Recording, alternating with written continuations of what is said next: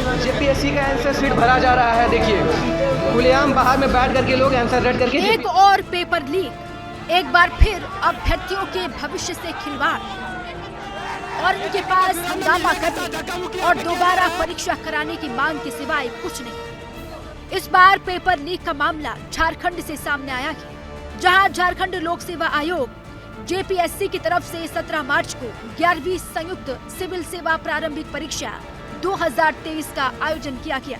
इस दौरान धनबाद, चतरा और जामताड़ा में पेपर लीक होने का आरोप लगा।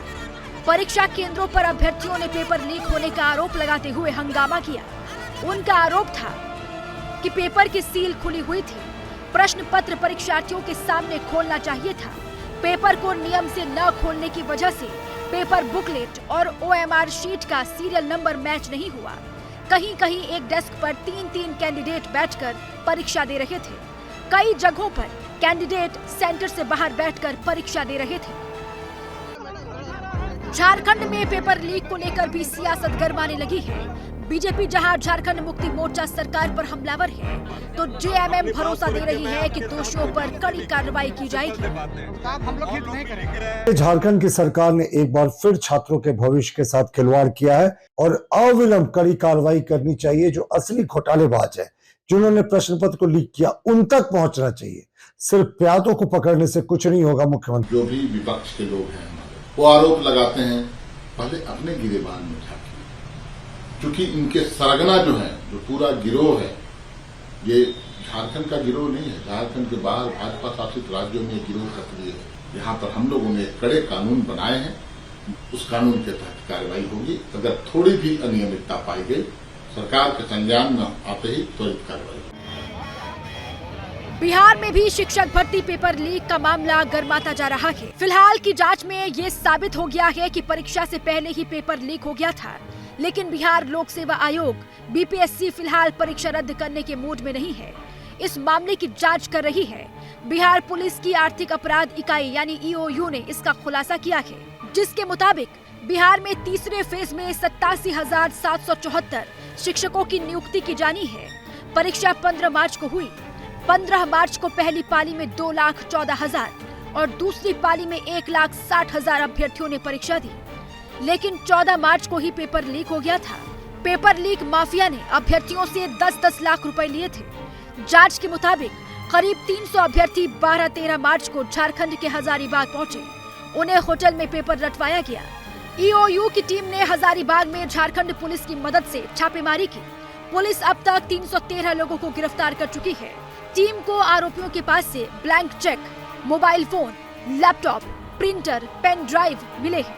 सभी आरोपियों को पटना के बेऊर जेल भेज दिया गया है।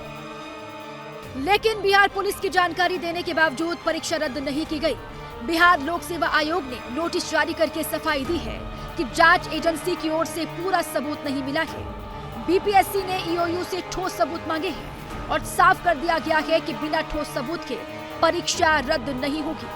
जबकि 15 मार्च को जो परीक्षा होनी थी, उससे पहले ही व्हाट्सएप पर पेपर सर्कुलेट हो चुका था। एक आंसर मोबाइल में आ चुका था।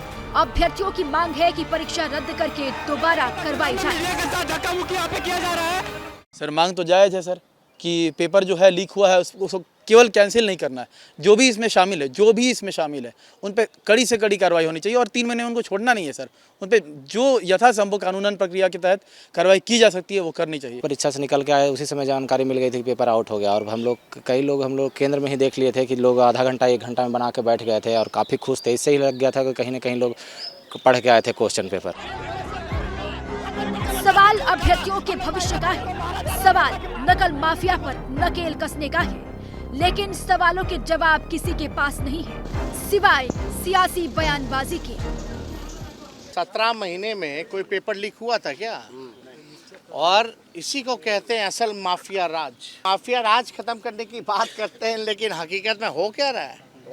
ये बिहार में 70 दिनों के अंदर 2 लाख से ज्यादा लोगों को नियुक्ति पत्र हम लोगों ने बांटा। एक पेपर लीक हुआ तो बता दो, लेकिन इनके राज आते ही आते फिर से वही पेपर लीक। ये राजद नहीं है, दिमाग ठीक कर ले। एक एक चीजों की जांच हो रही है। जिन लोगों ने उसमें संलिप्तता होगी उसको कार्रवाई कैसे नहीं होगा? युवा कैसे हो सकते? वो अपराधी हैं। प्रश्न यदि किसी ने लीक किया है तो कार्रवाई होनी चाहिए ना। जेपीएससी का आंसर शीट बिहार और झारखंड में पेपर लीक ऐसे समय में हुआ कि जब लोकसभा चुनाव का ऐलान हो चुका है। ऐसे में एनडीए को डर है कि विपक्ष इसे मुद्दा बना सकता है। हालांकि झारखंड में पेपर लीक मामला इंडिया गठबंधन के लिए भी फांस बना हुआ है, क्योंकि वहां झारखंड मुक्ति मोर्चा, कांग्रेस और आरएलडी की गठबंधन वाली सरकार है।